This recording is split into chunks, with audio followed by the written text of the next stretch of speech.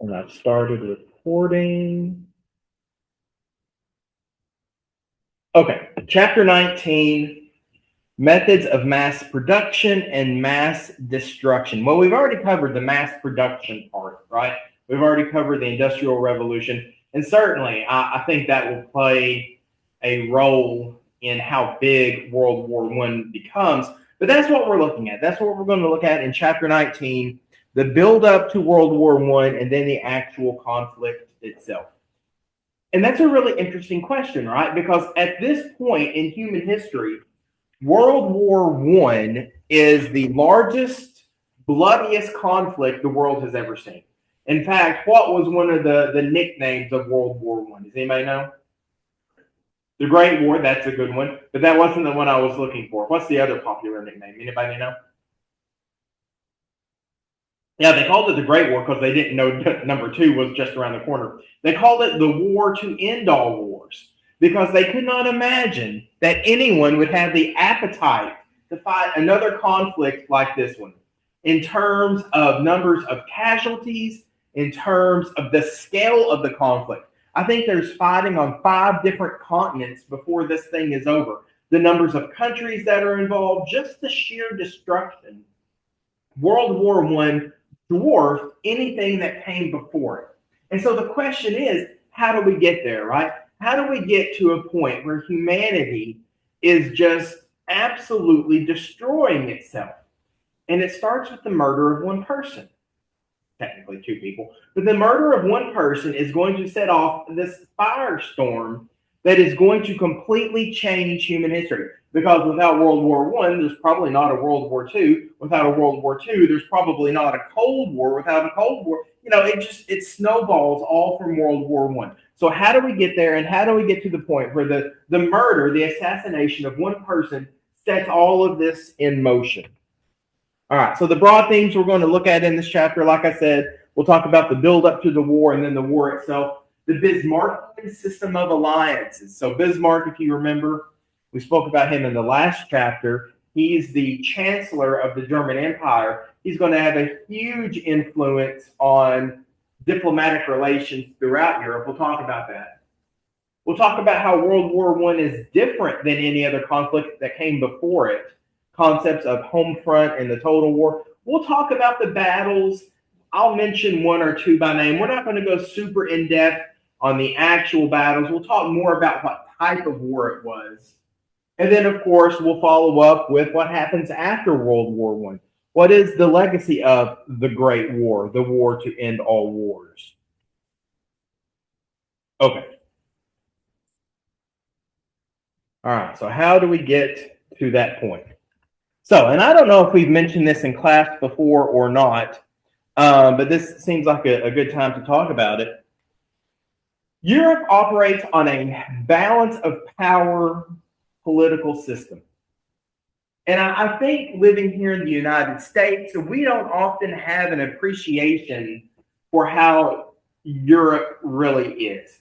Because when you think about it, Europe has all these different kinds of people, right? They've got all these different religions, all these different languages, incredibly different people. And they're all crammed into a really small area. I mean, geographically speaking, Europe is like what, a half or 2/3 the size of the United States. And yet you look at the number of religions and languages and just cultures that occupy Europe, and it's amazing they get along as well as they do. Here in the United States, we've always had sort of we've been living in easy mode, right? Because we've got these huge oceans to buffer either side of us.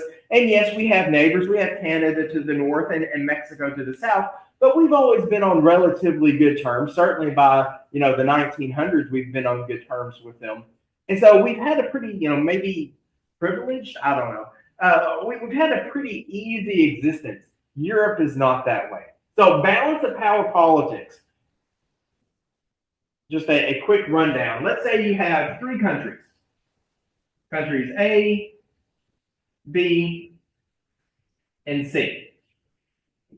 Now, they don't even have to, I've drawn them roughly equal, but they don't even have to necessarily be equal Because Europe is not a continent of equal countries, right? We know, for example, the British, they are a huge world superpower at this time. They're not equal. The thing is it stable? If things stay the same, the peace will stay the same. The problem is what happens when one country, maybe country C here, begins growing bigger and acting aggressively, and they're taking more power, more territory for themselves. What are countries A and B more likely to do in this scenario? They're going to team up against country C, right? And that's exactly what happens. That's the balance of power. You're trying to create homeostasis. It doesn't necessarily have to be equal because there will always be bigger countries. There will always be more powerful countries. But as long as the system stays stable, you'll have peace. The problem is what happens if that stability is removed, and some countries see that as an opportunity to take advantage of others. And that's what we're looking into. Okay. If you remember back to the last chapter, we spoke about the birth of the German Empire, right? The Franco-Prussian War, Bismarck's efforts to unite Germany, the birth of the, really, I suppose, Second German Empire.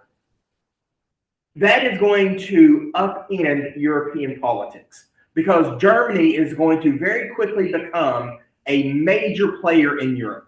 Not that they weren't already. The German states had always been, relatively powerful. But now that they are united into a German empire, they're going to very quickly become a force to be reckoned with. They have an incredibly powerful military. They're going to have an incredibly powerful economy. Even today, Germany is the biggest economy in Europe. It was back then, too. And so the end of the Franco-Prussian War, the creation of the German Empire, is going to introduce a new political system, primarily due to the work of Bismarck. So he's got two things he wants to accomplish. Bismarck has two goals he's trying to accomplish. Number one is France. Nobody likes France, especially back then. France, even back then, as we move towards the 1900s, France still has a bad reputation from the French Revolution. Specifically, the Revolutionary War, right? Remember, France goes to war against all of Europe during the Revolution, and then you've got Napoleon, right? And then we didn't talk about it. You've got people like Napoleon III that comes along. So France has had a reputation as a troublemaker for a really long time at this point. So one of the two things that Bismarck wants to do, he wants to keep France isolated. He doesn't want them being a force in Europe going forward. He thinks if he can keep them isolated, they're down. He wants to make sure they stay down. All right, so that's number one. Keep France isolated. Number two, Germany's in a bad spot. Geographically speaking, Germany's in a bad spot because there are two really large empires right next door. The Austro-Hungarian Empire and the Russian Empire. They're both geographically really close to Germany, and they're in trouble. These empires, they're older empires. They're starting to slip. They're starting to crumble away. As a matter of fact, neither of these empires will survive World War I. They're both going to collapse. But in the days leading up to the war, they're still there. They're just lashing out. They're acting aggressively. They're threatening each other. They're threatening other people. And so the German Empire, as sort of their next door neighbor, they're going to have to deal with this, right? They've got these two old, crumbling empires that are acting aggressively and lashing out. And he's keeping an eye on, how do I keep the peace with these two old empires? Well, the first thing he does, he's going to do everything through alliances. Bismarck is going to create a web, a shifting web of alliances. And we'll talk about all of them. And yes, they all kind of run together, but you'll get the idea of how it works. He solves both of these problems with alliances. The first one he creates is the Emperor's League. I've seen it called the Three Emperors League, the League of Three Emperors, whatever. What you need to know is he signs a military alliance with Germany, Austria-Hungary, and Russia. This was in, you don't have to remember the date necessarily, 1873.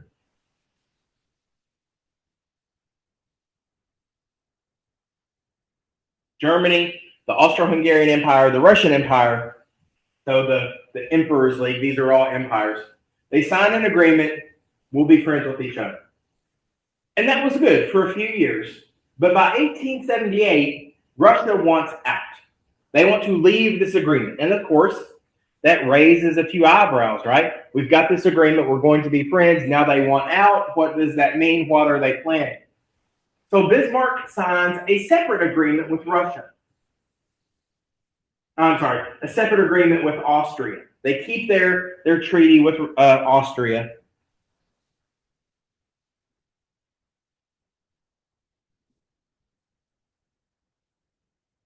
And then they're also going to sign a separate agreement with Russia.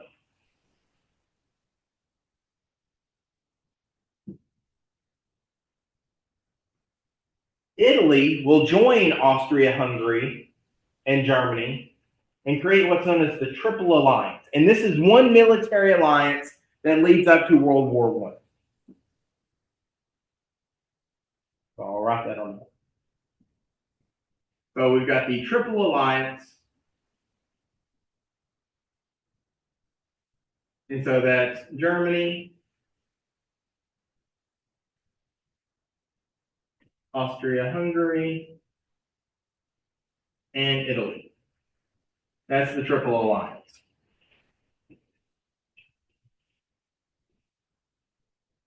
But like I said, you've still got Russia hanging out there. Russia is still a force to be reckoned with. Remember, Russia has always had a very high opinion of themselves, whether that was earned or not. Geographically, Russia is a huge empire. They've got lots of people. And so, okay, fine, they're still a force to be reckoned with. He signs a separate agreement with Russia called the Russian-German Reinsurance Treaty. And I think it's important to note exactly what this treaty says. This is not a military alliance. This is not a, we're friends, we're going to watch out for each other, we're going to help each other out sort of agreement. Basically, what this treaty says is, if one country is attacked, the other country won't take that as an excuse to dogpile on. So, for example, if Russia is attacked, Germany won't join in attacking Russia.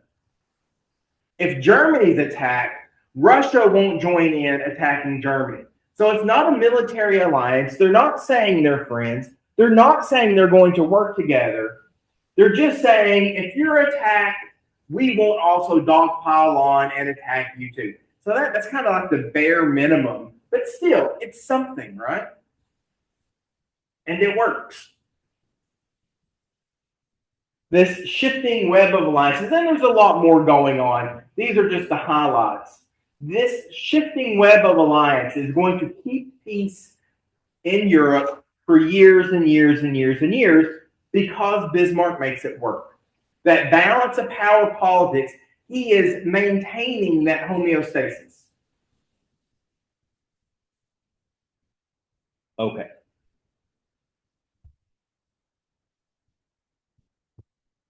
And then right before we hit the 20th century, it all changes. We have a new German emperor. This is Wilhelm II. Remember, the first one was Wilhelm I. This is Wilhelm II. Kaiser Bill, as he's known in the United States. Wilhelm is the German version of William, so this guy was called Kaiser Bill.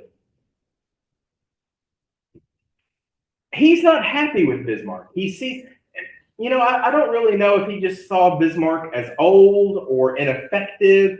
I'm not really sure what his beef with Bismarck was, but he didn't like him and he kicked him out. He fired him from his post.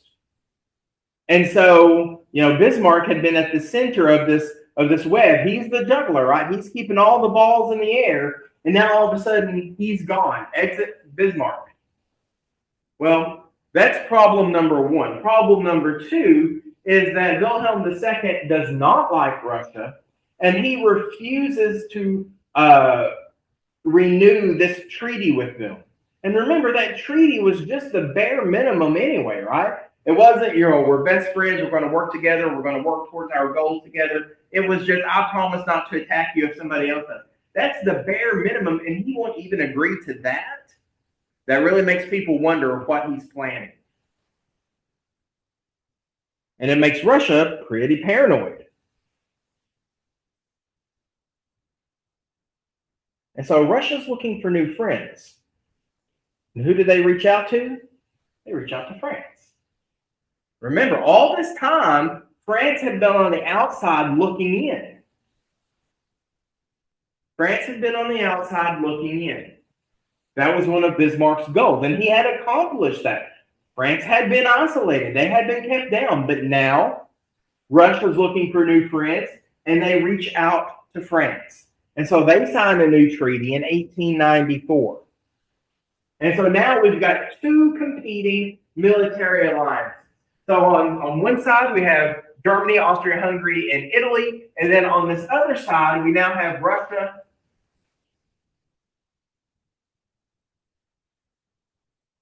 and France.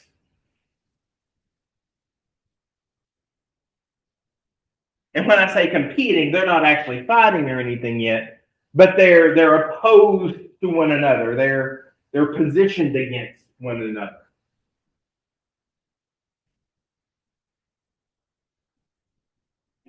So we've got Germany, the Austro-Hungarian Empire, Italy, we've got the Russian Empire, we've got France. There's one major European power we haven't mentioned yet. Who's the last man standing here?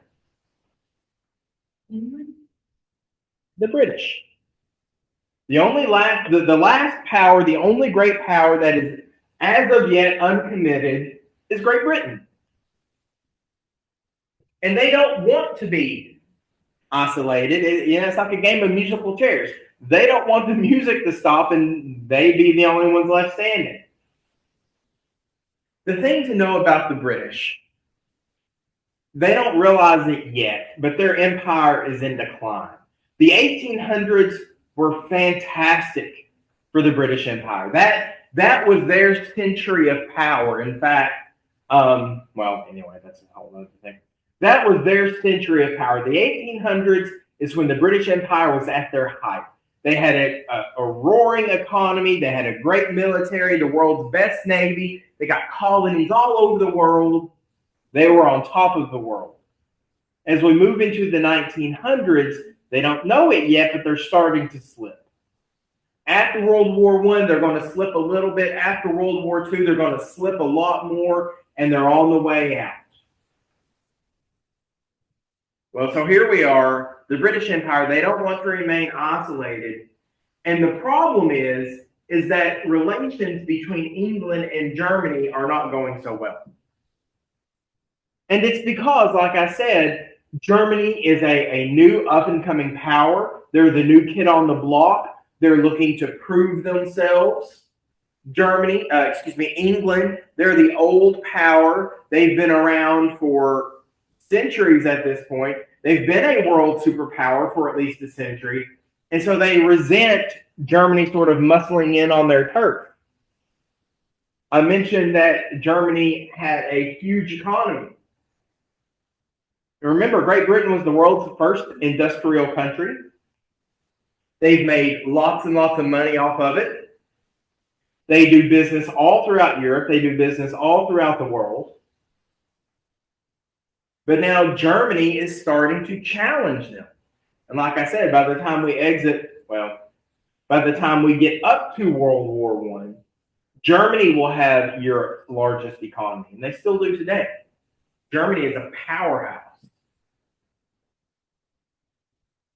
Another major part of this conflict is going to be an arms race between the British and the Germans. At this point in history, the most sophisticated, technologically advanced part of your military was your Navy. And that was a huge indicator of how powerful your country was. Like today, it might be the Air Force, right? Back then, it was the Navy. Who's got the best Navy? Who's got the biggest Navy? Well, again, for decades leading up to this point, the British Navy had been the world's best. And now Germany is beginning to challenge them. This is a picture of a British warship. This is a dreadnought class. In fact, this is the dreadnought that all the others would be modeled on. But England and Germany are going to get involved in an arms race. What's an arms race? Anybody know?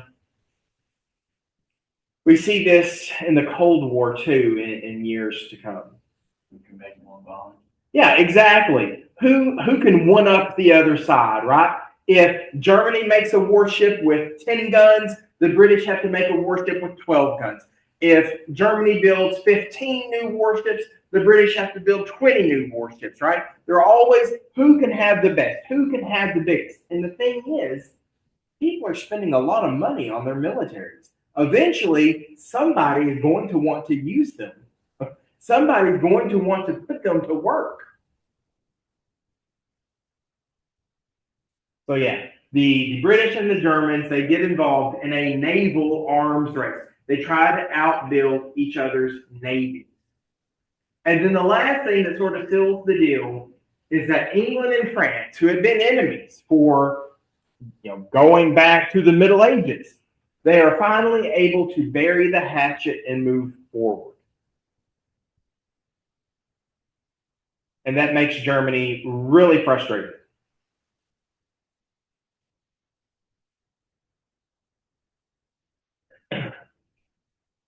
And so now we've got the British added to this side. I should mention this has a nickname too. These three countries are known as the Triple Entente. The Triple Entente.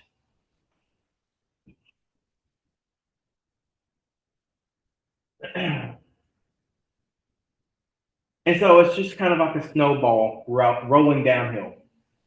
The closer that France and England got together, that frustrated Germany, they begin lashing out. They begin acting more threatening. That drives France and the British closer together, which makes Germany even more paranoid. And so you can just see it's feeding off of each other.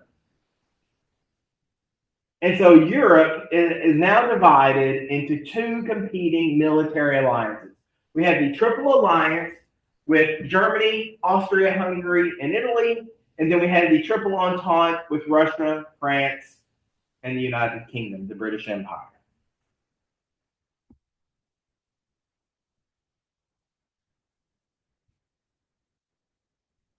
And so that sets the stage. As we move into the 1900s, that is what Europe is looking like. And war is coming.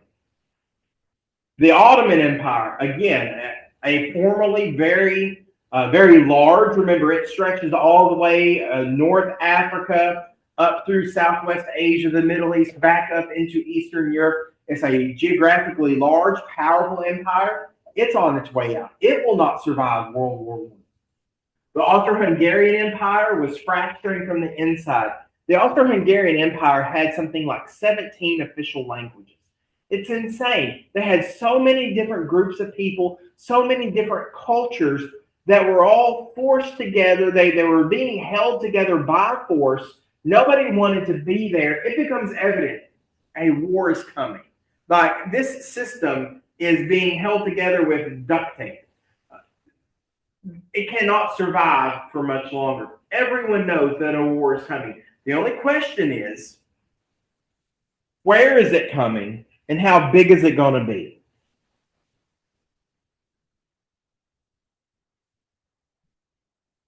Where is it coming and how big is it going to be?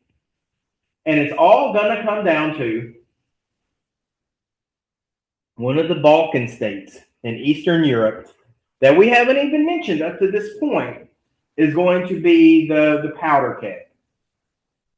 And that's Serbia. In 1878, the country of Serbia is granted her independence. But Bosnia does not get their independence. And this frustrates Serbia because they also wanted Bosnia to be free. They wanted Bosnia to join with them, to be part of them. Serbia, ethnically speaking, Serbia is a nation of Slavs. That's Slavs. Slavs. It's a Slavic country. Now, they're new, they're weak, they need friends. So who do they look to help them out in their early days of independence? They turn to Europe's biggest Slavic country, and that is who? Russia. So they go to Russia and they say, "Hey, listen, if we need help, can you help us out? We're fellow, culturally, we're brothers, we're all Slavs here. Can you help us out?" Russia said, "Sure, yeah, anything you need, just ask." Problem is, again, the Russian Empire is on its way out. It's not going to survive World War I. It's very weak. Then in 1908, Austria is going to annex Bosnia. They're going to take it. And that really makes Serbia upset because they were denied Bosnia.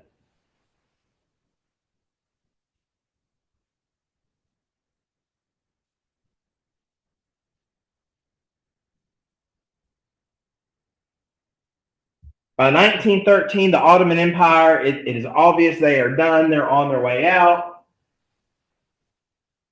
That makes the Austro-Hungarian Empire really... If that could happen to the Ottoman Empire, these are the people that ended the Romans, right? They captured Constantinople. They challenged the Holy Roman Empire. They went up against, Charles V.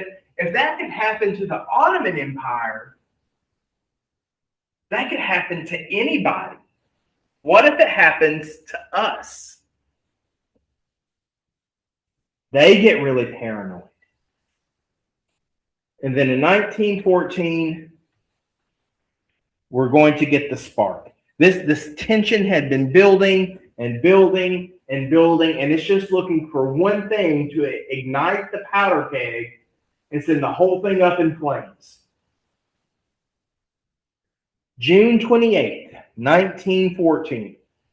This is Archduke Franz Ferdinand. He is the heir to the Austro-Hungarian Empire. He is the next in line. Once the current emperor dies, he's the new emperor. So a very important person.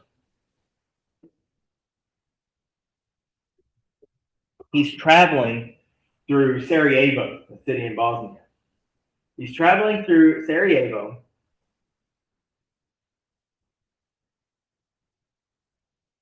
And it's kind of ridiculous how this actually happens. There was a conspiracy. There was a group of people who had gotten together and they decided they needed to act out. They needed to make headlines. And so they decided what they were going to do. They were going to assassinate Franz Ferdinand. These were a group of Serbian nationalists. We'll get into that in just a second. They were a group of Serbian nationalists. They wanted to make headlines. They wanted to make a splash. So they decided to kill this very high-profile individual. And the reason why I say it's ridiculous is it doesn't work out the way that it's supposed to. He's traveling through Sarajevo, and of course, he's a very important person. He's traveling with lots of different people. When he gets in his car, there's 5 or 6 cars. He's actually driving through downtown Sarajevo. The conspirators knew this. They knew what road he was planning to take, so they planted a bomb. They were going to detonate this bomb to kill him. Well, they timed it wrong. His car had already passed over it and was moving on when the bomb went off. And so it didn't hurt him, but it did hurt several members of his party, his motorcade. I don't know if it was later that day or maybe it was the next day. He decided to go visit them in the hospital. And so this was an unplanned trip. This wasn't a scheduled parade or anything like that. This was kind of a spur of the moment. These guys got hurt this morning. Let's go see them in the hospital. So they all pile into their cars and they set off for the hospital. And one of the assassins just happened to be sitting at a cafe, I think it was. This wasn't planned. He just happened to be sitting at a cafe. He saw this motorcade coming down the street. He was riding in an open-topped car, like it was like a convertible, right? He was riding down the street in an open-topped car, and the assassin, he had a pistol on him. He run up, he fired his gun twice. He shot Franz Ferdinand, and he shot his wife, and they both died from their injuries. He was 19 years old, not Franz Ferdinand. The assassin, his name was Gavrilo Princip. Princip was 19 years old. In fact, when he is captured and put on trial, they don't ask for the death penalty because he was just a teenager at the time. That's crazy. The actions of a 19-year-old are going to set off a series of events that will, again, change human history. And it wasn't even planned. He just happened to be at the cafe, saw this guy coming down the road, and decided to take action. Well, obviously, the Austro-Hungarian Empire, they are outraged. Their heir to the throne, a member of the royal family, a very important person, has just been murdered, and they blame Serbia. They say, you're to blame for this. It was your nationalists that started this.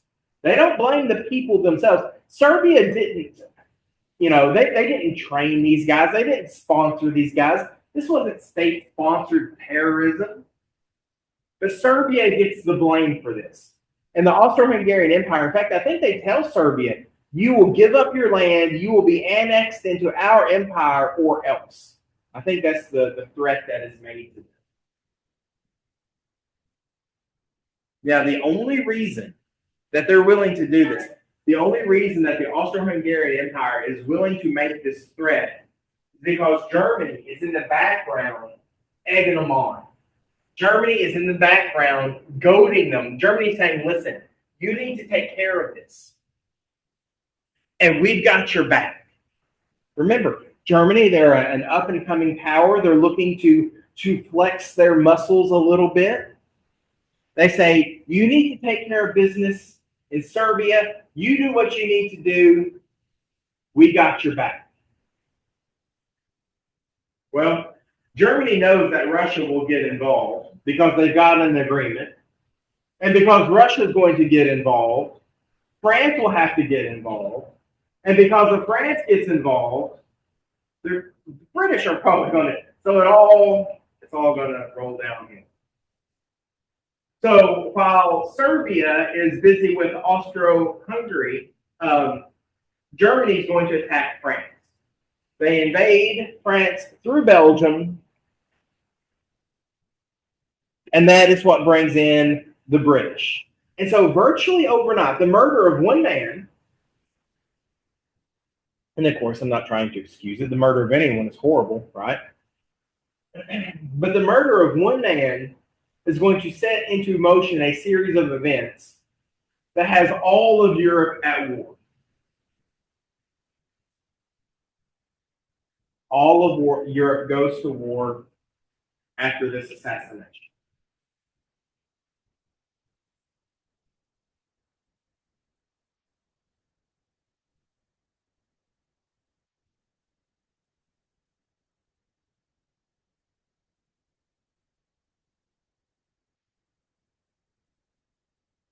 So again, how do we get to this point?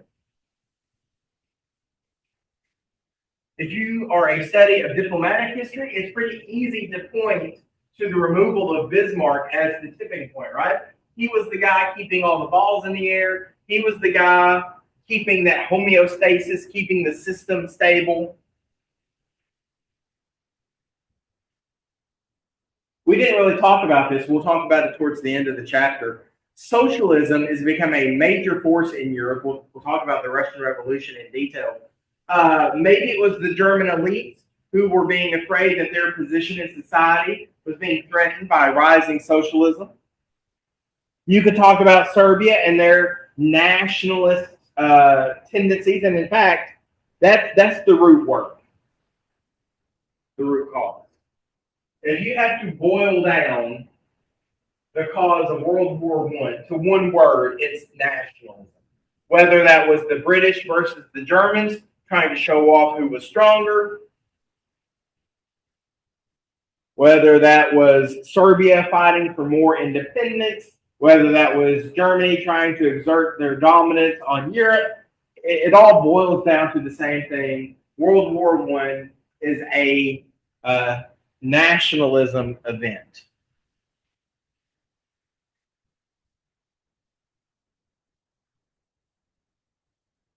Now, yeah, I tell you what, we can stop there for the day. Feels like a good stopping point because I do want to talk about your test very quickly. All right, so I'm going to end the slideshow. I'm going to stop the recording.